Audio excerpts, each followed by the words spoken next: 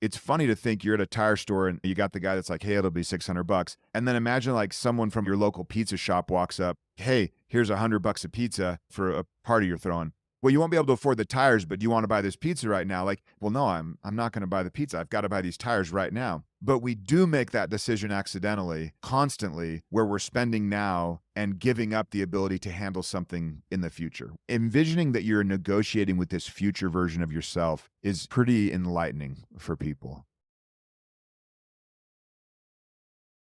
One thing that I would encourage people as far as just kind of how do you get started? What is money for? Write down, and I would challenge them to write 100 things down, not 10, literally 100. And don't do it on a computer. Write it on a piece of paper to where you're not encouraged to make it fancy or click somewhere else or whatever. Just like get a piece of paper out, write down 100 things. What are they for? And then circle the ones where you're like, I really like this one. I really like this one. Cross the ones off that you wrote because you felt like you should write them. Start to just kind of work the list. What I'm trying to have someone figure out is what they really care about, what they really want. We have an inordinate amount of people that do YNAB for a while and then quit smoking. Mm. And we're like, we have not once written, we think you should quit smoking and save money or whatever, or even for the health benefits, you know? They'll become really aware of their money, this precious resource, this scarce resource. And suddenly that nasty, terribly addictive nicotine is not as powerful as the clarity they're getting that they're like, I'd rather use my money somewhere else. I love that so much that it can that kind of cascade and agency, they're like, if I can do this, I can do this. It compounds in this beautiful way. When you think about the way that we engage with money, a lot of times we engage with it almost like we're maybe a victim or we're kind of trapped in the circumstances of what's happening. We feel defeated, but every single human, we want to feel like we have agency. Yes. And so giving every dollar a job, that's a movement towards agency. Yes. And it's a movement towards intentionality. It's a movement towards actually saying, okay, what is it that I really want? Creating the space for the things that you need to so that you're not having to be in these difficult situations. So over time, this compounding effect creates more and more space, which then creates more and more of a spaciousness with oneself, which then also transforms, I think, one's relationship with money, which then flows over into your entire experience of life. Yeah. These practices really do work, and they really are very, very, very consequential.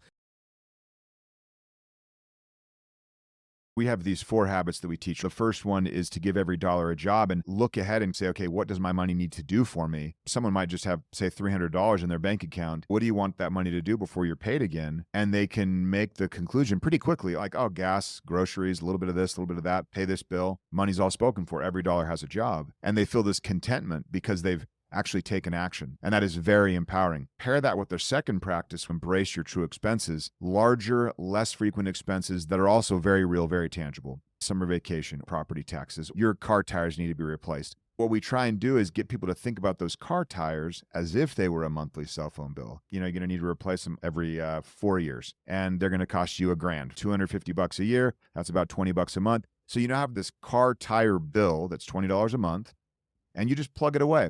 The cool thing is when you pair that first habit and the second habit together, you're giving every dollar a job in the moment, but it's also like future Steven also appears at the negotiating table, and your wife also, and the future version of your wife, and all 4 of you are kind of like, hey, what do we do with this money? The future couple is like, we need the car to be repaired. You're doing this negotiation, this trade-off, money for us now, money for us later, and you're a little more future-oriented. Your time preferences getting extended a little bit, and that improves your decision-making. The third rule is roll with the punches. When we've given every dollar a job, we're embracing these true expenses. The third rule or practice is basically us saying, hey, you're going to have this great plan, and then new information is going to come. Change it as needed. So as soon as you set the plan, just know that it's going to go sideways slightly. Our fourth rule, we call it aging your money. If you follow the first 3, it almost happens automatically. We want your money to sit and age.